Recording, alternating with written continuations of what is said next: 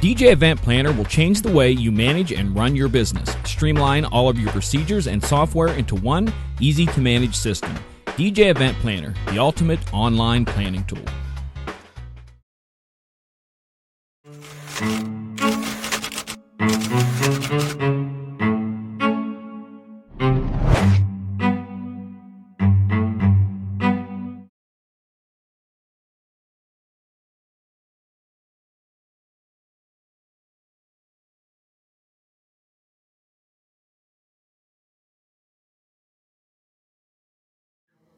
Hey everyone, it's Ron Ruth with Ron Ruth Present. I can't even say my own name tonight. That's awful. It is Ron Ruth with Ron Ruth Presents on DJNTV for another exciting episode. Tonight's special guest is Rick Brewer, one of my good friends, and also he is the owner of a website called Get More Brides, and he also has a sales consulting business as well. I have known Rick for Rick, about an hour. I mean, we've kind of 45 minutes, maybe. Yeah. 45 minutes. We had a call earlier tonight. No, I've actually known Rick for any number of years, and it's funny because before we came on air tonight, I was telling someone how much of my success in sales came from some of the things that I learned from Rick. Years ago, about 10 years ago, at the MAP DJ conferences in Minnesota. So, good evening, Rick. How are you? I'm well, thank you, Ron. And how are you? How's the end of winter treating you in Kansas City? There is no end of winter here in Kansas City. As a matter of fact, they're talking snow on April Fool's Day. On Easter, they're talking snow, and you do know that means snow on Easter can only mean one thing, that baseball opening day is coming up. The Royals are playing. The Royals are supposed to be playing. Their opening day is Thursday for the Royals, and you're a Yankees fan, aren't you? I am. I'm not a devout Yankees fan, but I stand by my Yanks. I'm from New York, so that goes in the blood. So, do you know when do they open? Do you know? Are they also on Thursday, or do they play Friday, or you don't know? I think it's this week, isn't it? I don't know anything about the Yankees, but so see, you can tell that we are real avid baseball fans. Yeah. Ask me about my kids' games, though. How's your kids' games? RJ's playing baseball this year, and he's looking good. He's in good form, and I'm hoping that he's going to take over first base. So awesome. How old is RJ? RJ is 11, going to be 12. Allie just got done with basketball. She was one of the tallest on the team, and she got my height, thank heavens. And she absolutely mopped it up. She's ferocious, and I love to watch her play. And then my oldest, Emma, is in the state championship band, and so she's tearing it up as well. So very proud of my kids. So wow, your kids got talents, man. That's awesome. Yeah, they're dedicated too. They're focused. I love it. So Rick, tonight we're going to talk about a couple of things. We're going to talk about how to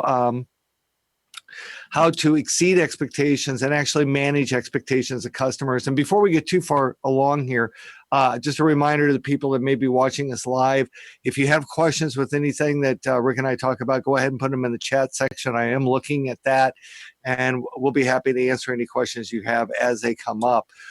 So Rick, before we get too far along, let's talk a little bit about, I always like to kind of get credentials. Tell me a little bit about yourself. What brought you into sales? What brought you into the wedding business? You know, I've always been drawn towards selling and making money. My dad was an entrepreneur, and he was always teaching me by example. And I'll take you way back when I was around 4 years old. He took us on a trip to Nova Scotia, and you know those stands that have all the brochures at the hotels. I went and I would find all the good-looking brochures, and I took those back and I sold them each to my friends for a penny each. And then later, a couple of years later, they used to have these pop fizz things that they come in a package of 8 and a strip of 8. Right. And kind of like a candy flavored Alka-Seltzer type thing. And I'd go buy a package of 8 for $0.25, and then I'd take them to school and sell them for a nickel or a dime each, depending on the mood I was in. And so the teacher actually caught me selling those, called my dad, And my dad pulled me over and says, "Hey, have you been selling these at school?" I said, "Yeah." And I didn't think there was anything wrong with it. He goes, "Okay, just don't let the teacher see you." So, So you were a huckster when you were in school. yeah, right. And so, anyhow, and as I've been in sales now for over 30 years, sales management, sales training, all that stuff. And one thing I love about sales is anybody can become a great salesperson. Now, anybody who tells you I can sell you anything, they're not a salesperson, they're Right. a con man. So don't think that you have to have the sale every single time and that you're going to make it every single time. But you can learn from things and you can better yourself. And even this old dog is learning new tricks. So at what point did you make the turn into the wedding industry? The wedding industry, I actually broke up with a girlfriend, and a friend of mine felt sorry for me because I was sitting home being all sad and forlorn and heartbroken. And he was a DJ, and he invited me out to go with him to DJ a school dance. And I just had a ball with it. I thought that that was like one of the funnest things I ever did. And so he turned me over to his friend who was sending out a whole flock of guys out, and he trained me. And back then, this was 1991, 92. I ended up training for, he had us train where we had to go and carry gear and set up and understand all the equipment and everything else for 10 gigs. Then we had to DJ for 10 gigs and we didn't get paid a dime. Oh, And wow. so we had to do, that was our training program. And he would come and watch us and they would tell us how to do it and what to do and everything else. But long story short, when that we had to pay our price to get in, and then I started DJing after that, and so I ended up doing 300 weddings for my short illustrious career as a wedding DJ. But then I ended Wow. up one of the best sources of marketing that I had was a wedding magazine, and I ended up buying a franchise of it and running that. Sold that after 4.5 years. I built it up and we sold that, and then went down and set up another magazine in another part of the world and did that. And then I just decided I want to be into consulting because of the fact that I'm running into the same problems with marketing, with sales. And this is one thing that kind of got me is how many people told me, "Oh, I love what I do, but I don't like to sell. I don't want to be pushy." They kind of felt like, have you ever heard that, Ron? Have you ever heard somebody say, Actually, I've said it myself that, yeah. you know, And I'm telling people, if you feel you have to be pushy, you're doing it wrong. That's not sales. That's some kind of a pressure tactic or something. But selling is not being pushy. Selling is convincing. Selling is teaching. Selling is educating. And you're not always a match for people. But so I found that being around this all the time and giving good advice that worked and helped people, I like that. So that's when I again reinvented myself. so what, uh, so all of this was the advent of what is now Get More Brides. Is that correct? That's correct. And Get More Brides has been around now since for 9 years. We're rounding up 9 years here in May. And I think we met 9 years in June. Something like that. Yeah. I mean, Yeah, it's so- been a while that we've known each other. So I want to go back just a little bit to when you and I first met, because I want to talk a little bit about some of the lessons that I've learned for you. And I'd like for you to share some of that knowledge with the people that are watching the show tonight. And so let's just do it this way. If you could give 3 top pieces of advice to the people that are viewing tonight, whether they're DJs or just in the wedding industry itself, what 3 pieces of advice for sales could you give? Would you want to give? Well, the first thing I tell people about selling, when I'm teaching somebody about selling, I tell them that all sales are mental. It's all in your head. Right. It's all up Right. here. So I mean, it's like if you hate rejection, if you feel like you either get the sale or you're somehow rejected, then you're not going to like selling. You're not going to like it at No. all. And so you've got to just go out there and figure out what's the best match and what's best for your prospective client. And so get out of your own head with how you view your sales and how you view your results. Because if you're going out there and you're selling as the salesman and being salesy, you're going to fail a lot more. But if you're getting out there and just building a connection and you're just talking to people, but you're asking them questions, then that's when you can be selling by doing that. I'll randomly just start talking to people and just trying to get to know them. That's can be a version of sales. When you're doing improv, you're selling concepts, you're selling ideas, and everybody has to do some version of selling. Now I see my kids and how they sell me on things. Like for example, if they're in trouble, they'll sell me on how it really wasn't that bad of a thing that they did, or they'll sell me on how it was perhaps somebody else's fault, or they'll sell me on how the punishment doesn't fit the crime. Everybody sells. Everybody does. It's just the way that we view salesmen. We don't have to be this cheesy, iconic car salesman person. Which again, I mean, I love walking into a car dealership, the car dealership where I have my car repaired.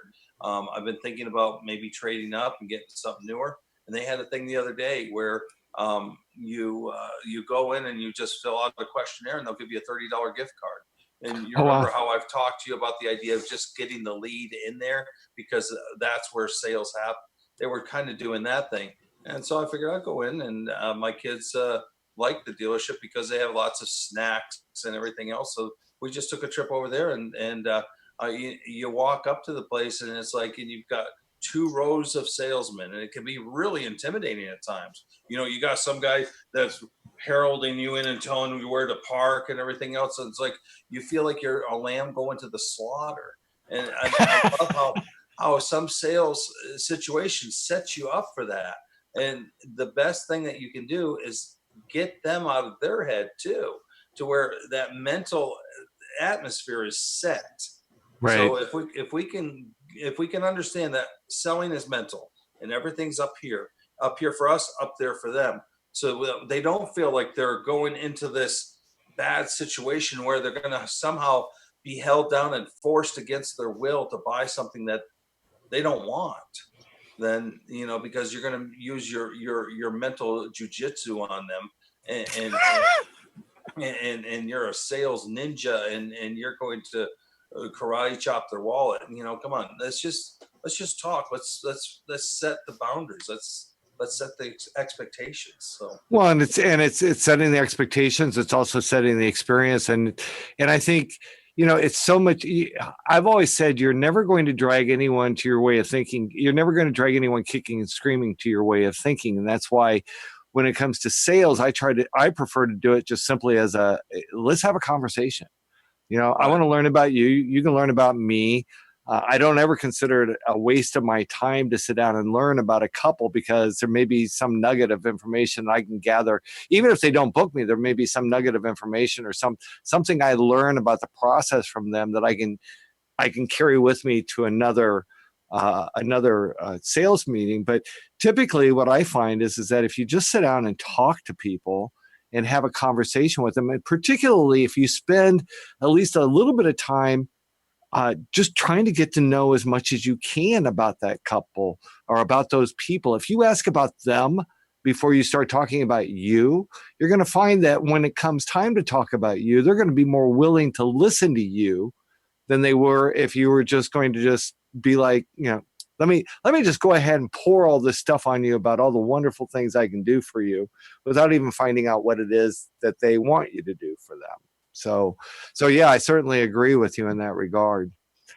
Well, so what's the number? I guess that leads us right into number 2. What I would think, and I'm spitballing here, but number 2 is selling. Proper selling is relationship building. Absolutely. Because of the fact that selling is emotional. I mean, I asked you this question before, and I'm going to ask you again. What was the last car that you bought, Ron? My 2005 Honda Element. In 2005. That's a good vehicle, but why did you buy that?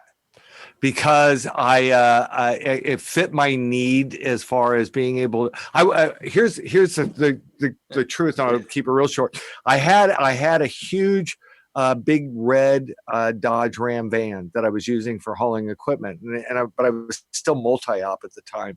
So I had actually gone from multi-op. I chose to just start being a single operator. And so I didn't need this huge van anymore, but I still needed a vehicle that I could haul equipment around in. And it worked out. The Honda Element was perfect. I can fit my Bose sound system into this Honda Element, along with everything else I need to do an event. And I still have a little bit of room to spare, not a lot, but by the time I take out all the seats, I have the room I need to spare. So that's why, that and the gas mileage. Right. Okay. So when you're buying a car, what color did you get? I got black. You got black.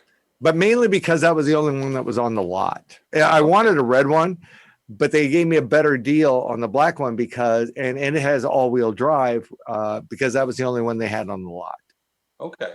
Well, there's so many different decisions that went into buying that car. You've got so many extra things out of that vehicle. Sure. You could have gotten cheaper. You could have gotten used. You could have gotten a different color. You could have gotten all these different things, but somehow you emotionally connected with that vehicle.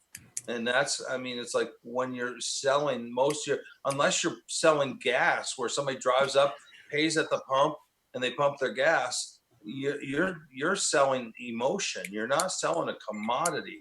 And due to that, I mean, you've got to keep that in mind. So build the relationship if you want to sell emotion. Don't try the selling logically doesn't make sense. Well, people want to hang out with other people that they trust and they like. You know, if they don't like you, if you haven't built that emotion and they don't like you, you can be the best DJ in the world, or you can be the best at anything that you do in the world. But if people don't like you, if you have an attitude, it's not going to pay off in the end. Right, right. And you've seen some people that are actually savant-like in their intelligence, but their personality is refrigerator-like. And you know who you know the type that I'm talking about. Nobody specific, but it's like there's just some people that they just don't know how to connect with other people because Right. they're so inward and they're not outward. And so getting into people and building relationships, learning human behaviors. Wow, I mean, psychology is one of my most fascinating things. Why people do what they do, why they think what they think, and why they go and in the direction that they go is fascinating to me. And human behavior is really, that can really help you as far as becoming a great salesman. So what's the third thing you want to? What's the third thing you want to teach people? You all right? Yeah, excuse me, allergies. It's not contagious, I promise. Okay, good. Because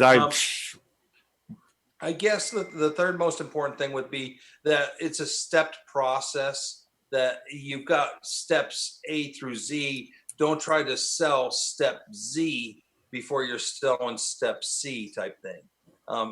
For example, and we talked about expectations a minute ago.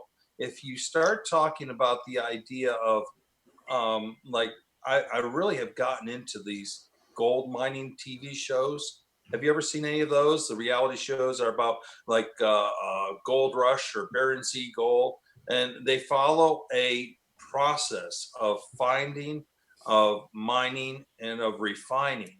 And if you start trying to refine the wrong dirt, then you're going to be spinning your wheels. You're going to be burning a lot of diesel fuel with your machinery trying to get that raw dirt up there. And the people who know how to do this and who know how to find millions, they know what to look for and they know how to find the right place. Then they know how to mine it up to where then they can take it over to the refinery and put it through a process. And so it's the same thing in your sales. It's a stepped process to where you've got to build the expectations into the process. You also have to find out what their needs are before you start selling them on what you can provide, and so on and so forth. I don't want to go through the whole sales process, but if you do it out of step, then that's typically why you lose a sale, because they get confused. And when the human mind shuts down, then it can't make a decision. Well, or as I've heard it said, you're actually trying to explain to them how sausage is made. You know, Right. rather than just allowing them to enjoy how the sausage itself tastes, rather than having to go through the whole process of this is how we make the sausage. Right. So, And old go ahead, school I'm sorry. thinking is sell the sizzle, not sell the steak, because the sizzle, the aroma, and the feeling that you're going to get with that beautiful ribeye, that's what you're selling. Absolutely. Absolutely. I like ribeye. It's one of my favorites. So now you're making me hungry, Rick. So one of the things I really want to talk about that gets very little consideration, we're going to talk about exceeding expectations here in a minute, but I wrote an article a couple of weeks ago for Disc Jockey News about setting expectations, managing expectations. And I think that's an area where a lot of people in business, it doesn't really matter what business they're in. I think that's where a lot of businesses get caught up in situations with customers where the customer may turn out to be extremely unhappy because they were expecting one thing, but they actually were delivered something else. They had their own preconceived idea of exactly what it is that they were supposed to be getting, when in fact what you're offering was something totally different. I think a lot of people get hung up on that. So I think going back a little bit on the sales process that you were talking about, I think one of the things that's extremely important, and tell me if I'm wrong here, but I believe one of the things that's extremely important to do during that sales process, when you actually get into talking about what it is you do and what they can expect, to being able to actually lay out for the customer that this is how the process works. For me, as an example, if you contract me as a wedding DJ, the process for me starts 3 months in advance of your event. That's kind of like a getting to know you, an occasion where we're just going to sit down and talk about the two of you. Second meeting we have is actually going to be the planning process, where we actually lay a timeline out for everything that it is that you want to do. Third time we get together is to go to the venue, do a walkthrough, and try to wrap up loose ends. And throughout this process, I'm telling them also about I show them through a checklist exactly all the things that we're going to talk about in each one of those meetings, so they're prepared when they arrive at those meetings, and they've been able to get their homework complete as well. In essence, what I'm saying is that I look at, and I've said this 100 times, and I'll say it 100 times more, I look at a client or a customer is not so much a client or a customer as I do as looking at them as a creative partner. I believe that a highly successful event is actually a two-way street, not a one-way street. Without the information that a client provides to me, or my creative partner provides to me, or to any other DJ or any other wedding vendor, we're unable to produce a uniquely imaginative personal event for them. Am I making sense here? I just want to. Right. Do you agree? I would ask you, do you even go so far as to connect with the other vendors? Oh, absolutely. Yeah, absolutely. Because the fact that you guys work together as a team, and when you guys score a touchdown, the bride wins. Absolutely. Yeah, and so. And actually, I think that's, as I said, I think, and the reason I make a big deal out of the creative partners, I think I'm also a big believer that words mean something. And I believe that by calling them, or referring to them, I should say, as my creative partner, in a way without really having to say it out loud, I'm saying to them that I am just as invested in the success of your event as you are, as your creative partner. Well, and you bring up a point. Let me ask you this question, Ron. Do you use online technology to plan their wedding, or you use the old-fashioned face-to-face? I'm old-fashioned. I don't. And see that, and there's another area that I don't. I believe that when you're working on a wedding, which is a highly personal event, it's a highly personalized event. It's a once in a lifetime. I don't think that you can do the personal work. You can make it that as personal using online technology as you can, and actually developing relationships with people. I think where a lot of some of my clients from customer experience that I work with, and helping them design better customer experiences for their clients, one of the things that we talk about is that how you can't just rely on the technology to help you do their event. You still have to have a connection, because what happens if you make an error? Pardon me? Oh, well, and I'm going to point out the difference between something like DJ Event Planner that keeps track of everything for you Right. and runs your life. I mean, I fully concur that measuring is managing, and if you don't Right. measure it, you don't manage it. But I'm talking about taking away the personal spot, and I think that that's what you're speaking of. True. Right, right. Well, and I'm not taking away.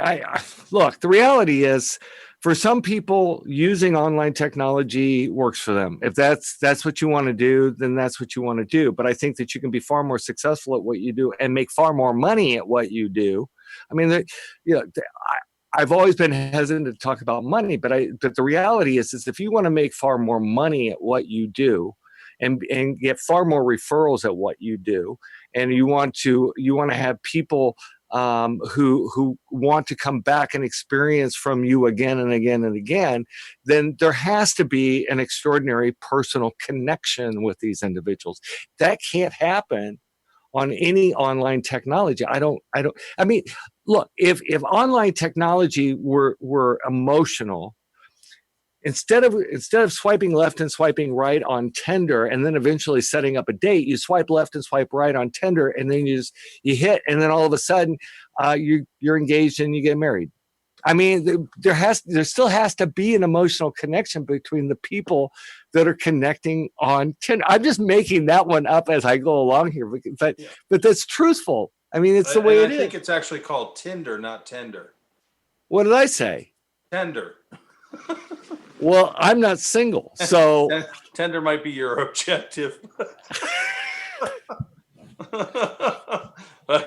but you get my point, right? I mean, there has to be, if you want to make more money, then you have to be able to make emotional connections. If you're not willing to make emotional connections, then you're going to be stuck at where you are for a very long time. I saw this great video one time of a guy driving this beautiful, brand new, top of the line BMW, and Right. he says, "This is a great vehicle."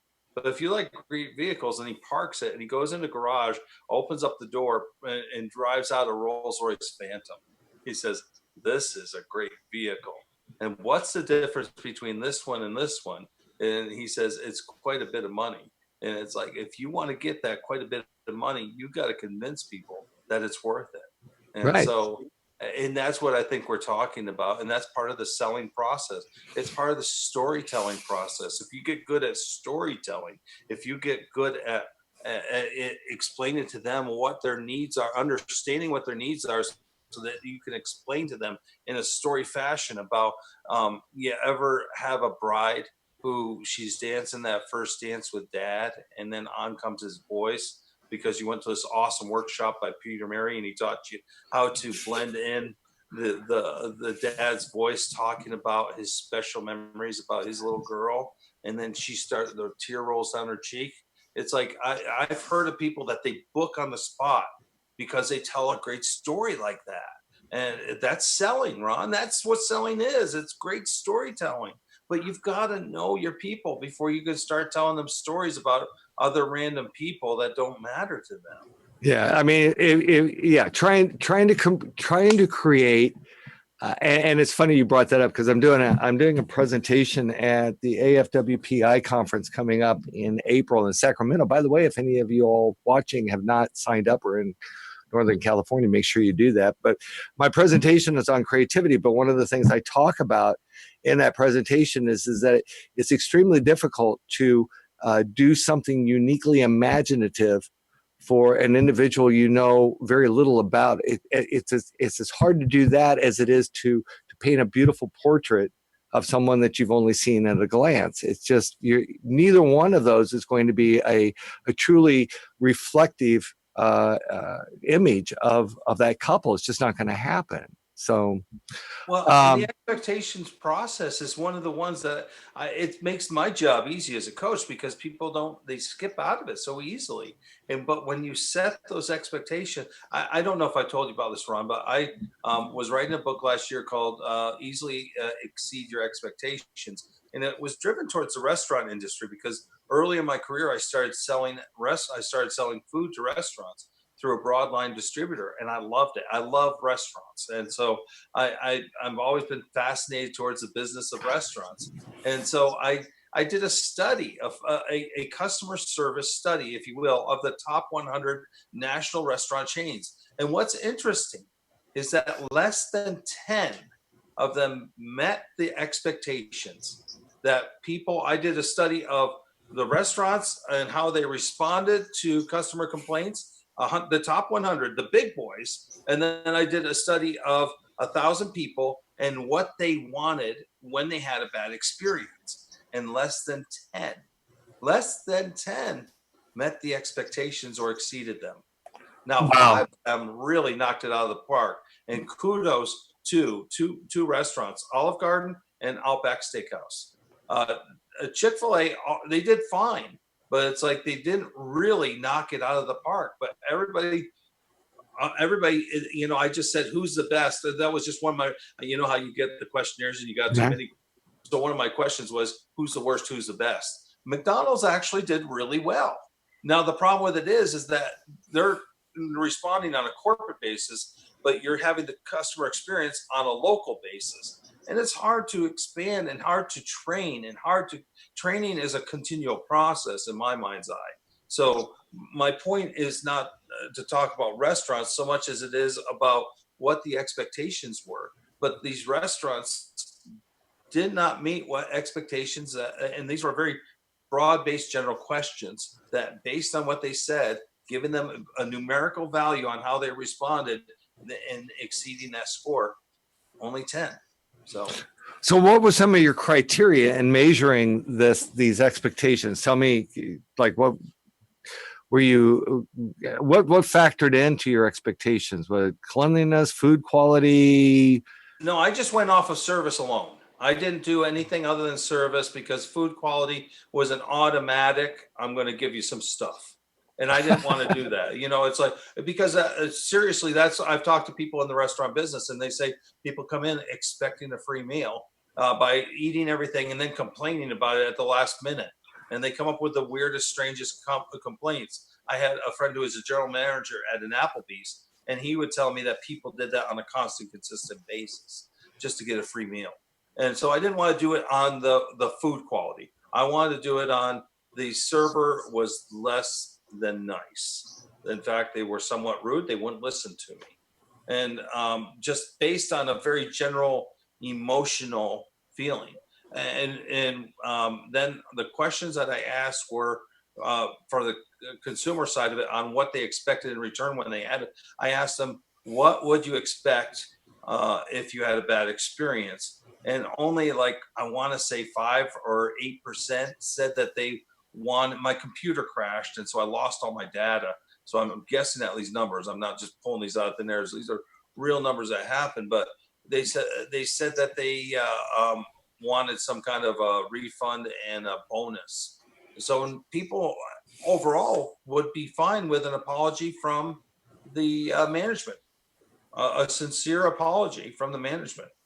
And so, and I'll tell you, the other day I went to Long John Silver's because they have a new thing, Taco Tuesday. Have you heard of that? Yes. Okay, and so they make these fish tacos and they charge $1 a taco. They're not bad, actually. I kind of like them, and don't make fun of me or anything. But I mean, it's like I ordered a couple of them to eat on the run, and then I went and sat down, waited for them. And the nice girl comes up and says, "I'm sorry, honey, it took us so long. I put an extra one in there for you, and I hope you come back." I was wowed. I really was wowed. She wasn't a manager or anything, but she did it right. And that's what we want. Conversely, I went to Wendy's for the double stack for $1 each, and I got a bunch of them for my kids. And it's like the lady was about pissed off because I ordered 4 of them, and it's like I wasn't ordering. That's not a lot. There were guys that were coming in there ordering more, but it's like it's like, have a nice day with a big puss on her face, and it's like, give me a break. And so, I mean, we just want to be treated decently. Now, when somebody's spending good money on a wedding for entertainment that they've never spent before, they're spending more money on the one day than they'll ever spend again on a day in their life. And they've never bought this stuff before. They're a little bit wigged out. So when we treat them kindly and we treat them nicely and we want to know their story, then Yeah, that goes a long way. Well, and I mean, you were talking. I think people like, and that people like it if you can just a little simple act of generosity or a simple act of not necessarily generosity, but gratitude. Just being able to offer them something to say, "Hey, thank you. This was very nice of you." Or when I go to you, it's funny you were talking about somebody throwing in an extra taco into the bag. When I go to Panera Bread. I meet couples at Panera Bread to talk about their events, and I usually will get there first, and I'll go and I'll get myself a cup of coffee. And 9 times out of 10 at Panera Bread, if all I order is a cup of coffee, they go, "Here, just take it."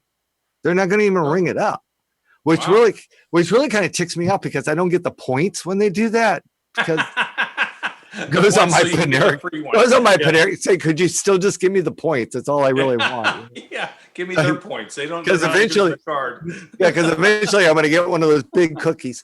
But no kidding. But when a couple walks in, I mean, if you, as silly as it sounds, it's I forget who I learned this from at a conference. It's amazing stuff you learn at a conference. But somebody from a suggestion I learned years ago at a conference, when a couple walks in, I will stand up and greet them, and then I will always say, "Let me go get you something. What would you like?" Rather than saying, "Would you like something?" Because they're always going to say no. Instead, offering to go ahead and go get it. It's not a big deal. I mean, that's not. Yeah. But it's just a generous offer to go do something. They're giving of their time to you, to meet with you, to talk about something extremely important to them. And this is just a simple way of saying thank you for taking the time to do that. Yeah. And I think the other thing here is that the other lesson to be learned here, and something that I'm starting to speak more on, is that if you make a mistake, own it. For crying out, like, when you're talking about these restaurants that, they don't really want to, they don't see their responsibility in all this. If you're making an honest mistake, then just own it and don't wait. This is the thing that irritates me the most with people I do business with. Don't wait for someone. Don't wait and force them to have to contact you about a problem before you contact them. Deb and I are having new doors put in, and patio doors, and just they were supposed to be installed 5 weeks ago last Friday. And when they came, they did our front doors. They got that done, the front windows, and they did some other windows. When they went to do the patio door was 4 inches too wide. Okay. So they said, fortunately, God, we got lucky because these construction guys came in and they just started tearing stuff out. So lucky that they didn't tear out the back door before they found all of this out. But in the meantime, they took off all the trim. They damaged it. They instead of removing the screen door that was out there, I guess they figured they were just going to be tearing it out anyway. So they just yanked the screen out so we can't use it.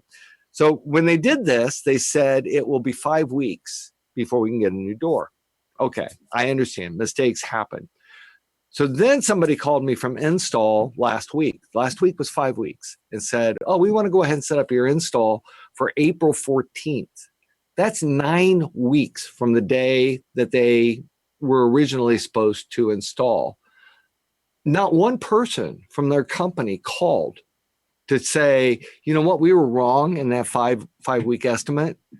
And we're sorry. Is there anything we can do?" I mean, there was nothing. And it came to a point where I had to call them to get a hold of a boss there and say, "This isn't right." Yeah. So if you politely ignore the problem, it magically goes away. Yeah. I mean, and all it does, it took a great experience because the sales experience was awesome. The first experience of all the install was awesome.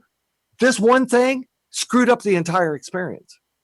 And if they're looking for a 5-star review from me, it ain't going to happen. It's just not going to happen.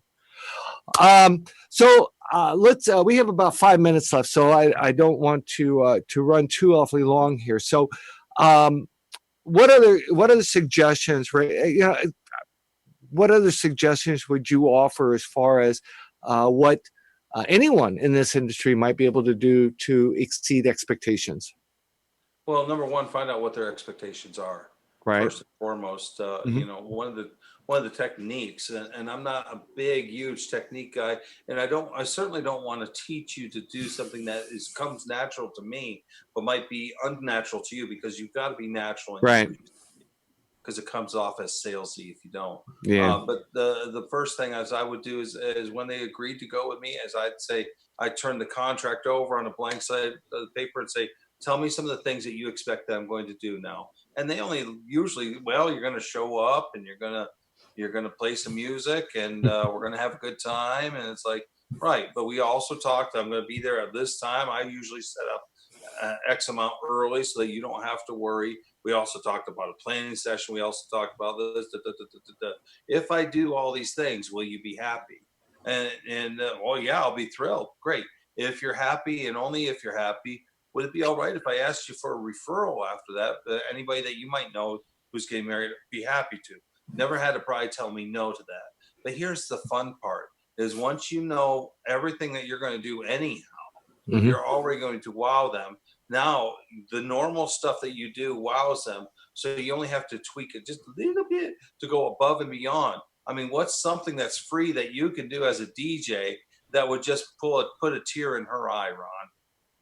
Absolutely. It depends. I mean, every couple Dance with grandma, a special dedication to this person, having fun with her bridesmaid, etc., etc., etc. Memory, memory, memory, memory. The whole point of a wedding is the memories, is the experience. And once you start getting on there, this is all Peter Mary stuff. This is all Bill Herman stuff. This is the stuff that when you start doing it and you start doing it well, then man, winner, winner, chicken dinner. This is what you teach them. You're amazing. And you're going to teach the same thing to anybody who signs up for your course in Sacramento. And I'm telling you, hello to my friends in Sacramento. Are you going to San Francisco, by the way? Yeah, I'm doing. Well, I'm going to be doing. I'm actually doing. I'm glad you brought this up, Rick. And this wasn't planned at all, was it? I'm doing a presentation at the AFWPI on creativity. It's the one I did at Wedding MBA just this past October. I'm doing my friend Richard Markel, Richard and Julia. Hello, if you're watching. And then I'm doing a workshop on client experience. It's called Client Experience Demystified. That's happening on Wednesday, the 11th. I'm speaking on the 10th of April. And then I'm doing 2 improv workshops, one with the Sacramento ADJA on the 10th and one with the Bay Area ADJA on the 11th. So I'm going to be pretty busy while I'm there, but I'm really looking forward to it. It's going to be a lot of fun. And I hope that everything I do exceeds our expectations. Pardon me? It's my second favorite city in the world, San Francisco. Really? Yeah. Well, and you are like my first favorite salesperson in the world. So that kind of worked out well. So, Rick, before we go, just throwing this out there, see if you can do it. You got one last sage word of advice regarding sales, life, things in general. Anything you want to say? Right. Don't be afraid to fail. Go out there and fail, because you can either learn or you can or you can be miserable and not learn. But when you fail, that's what's going to teach you the best. And failure is our best instructor. And that's what's going to lift you up there higher. So don't be afraid if you lose the sale. You didn't lose the sale because you only lose the sales that call in afterwards, want their refund of their deposit, tear up the contract. Those are lost sales. If you didn't get the sale, you never lost the sale. You never gained that sale. So don't be afraid to fail. And Rick, I know you offer sales consulting. So if anybody wants some extra help with improving on their sales process and other things that they may be having issues within their business, how can they reach you? You can feel free to give me a call. My phone number is all over my website at weddingbusinessmarketing.com. You can email me, rick@getmorebrides.com. You can call Ron. He has me on the speed dial. Phone. Yeah. So you can light up the bat signal. I'm out there and happy to talk to you. And first chat's always gratis. We don't charge for that because I want to find out if we have a match. Because I've had people come to me, they say, Rick, my business is failing and it's going to go under if I don't get 3 sales in the next week. I can't help you there. And anybody who does say that they can help you usually can't. And so, I mean, it's like, but I just want to get to know you and find out what you're looking for, find out what your expectations are before I'm going to talk to you, send you a bill for anything. So, yeah, reach out and let's chat. Awesome. Well, Rick, thank you so much for being a guest. I appreciate it. I love having you on the show, and I'm sure I'm going to have you back sometime in the very near future so we can go a little bit further and deeper into this whole sales process, because it's still a mystery to a lot of people. And I know it's not something that sales process, like anything else, is something that not only have to give up the fear of failure, but you also have to practice at it just like you do at anything else as well. Something that we didn't really get a chance to talk about. I'm going to be back with another Ron Ruth Presents on the last Tuesday of the month, which I was looking away, is April the 24th. So I expect to see everyone who's watching right now to come back right here live on Tuesday evening, April 24th at 8 o'clock Eastern time. In the meantime, have a wonderful Easter holiday, and go Royals. Good night, everybody. Good night, Ron.